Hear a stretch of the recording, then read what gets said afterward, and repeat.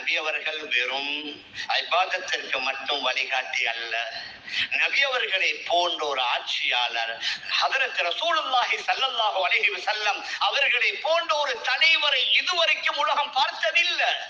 அப்ப அவர்கள் எப்படி சமூக உணர்வுடன் தலைமைத்துவம் தாங்கினாங்க, ஆட்சி செய்தாங்க.